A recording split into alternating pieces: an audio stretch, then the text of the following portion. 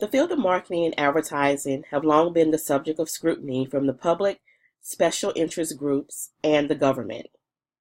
This chapter examines legal regulations and ethical concerns that have been raised about marketing. These are the objectives for Chapter 14. Additional objectives for Chapter 14. The last section of the text covers regulations and ethical issues in marketing communications, Chapter 14, and an evaluation of marketing communications, Chapter 15.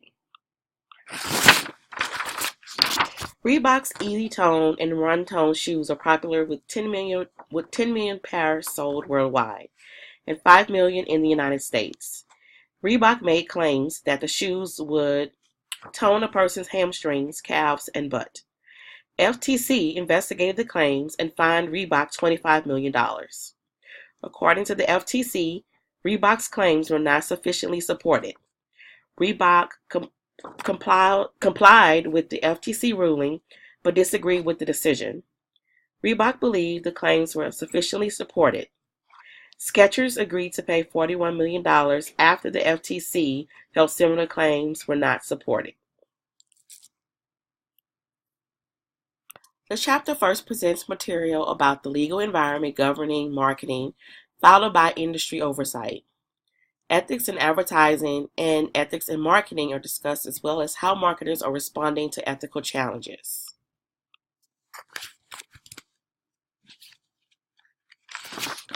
The Food and Drug Administration, FDA, regulates and oversees the packaging and labeling of products. It also oversees advertising on food packages and the advertising of drugs. The Federal Communications Commission, FCC, regulates the television, radio, and telephone industries and grants operating licenses for radio and television stations. The FCC does not have jurisdiction over the content of advertising, but does oversee the amount of advertising directed toward children. Currently, TV stations are limited to 12 minutes per hour during weekdays and 10 minutes per hour on weekends.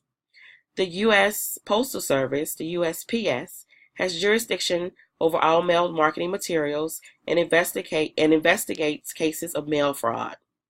The Bureau of Alcohol, Tobacco, and Firearms oversees the sale, distribution, and advertising of alcohol, tobacco, and firearms. The Federal Trade Commission, FTC, is the primary agency that oversees marketing and advertising. The FTC was created in 1914 by the passage of the Federal Trade Commission Act.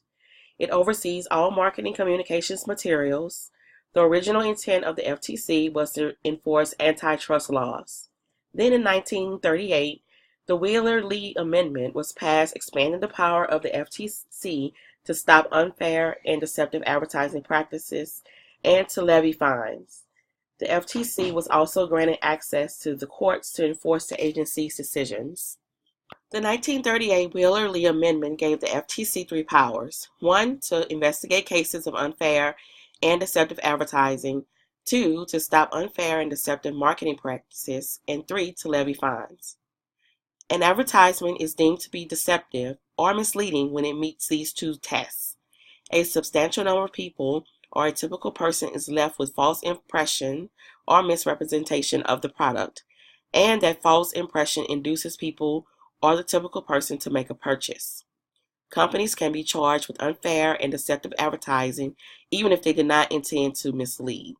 In other words, intent is not a factor in the decision. Deception versus puffery. It is important to understand the difference between puffery and deception. Puffery is an exaggerated claim about your product and is not intended to be a factual statement.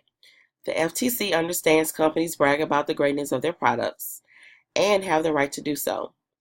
A claim is a factual statement about a product and must be substantiated. Puffery includes the words best, greatest, and finest. These are okay. In the past, the word better was considered puffery. The word has recently come under court and FTC investigations because it implies a comparison and that one brand performs better than another. As such, the FTC says you have to be able to prove that it does, which then makes better a claim rather than puffery.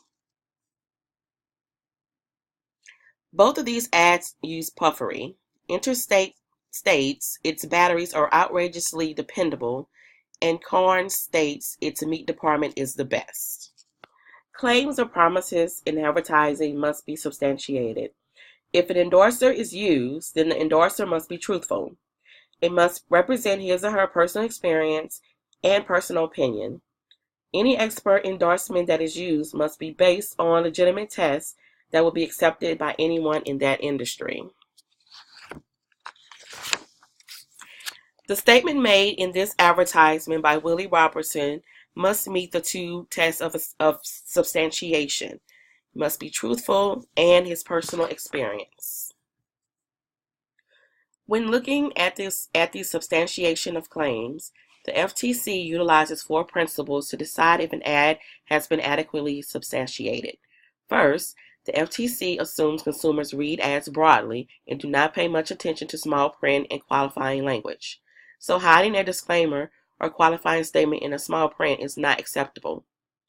Second, the evidence must be for the actual product, and if a comparison is used, for the actual comparison product. It cannot be for a product that is similar. Third, any evidence from experts must be from individuals that are considered experts in their chosen industry.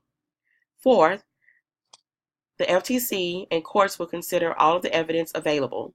If a company has one study that shows it is superior in some way, but 4 other studies show it is not, the FTC would accept the other studies as greater evidence.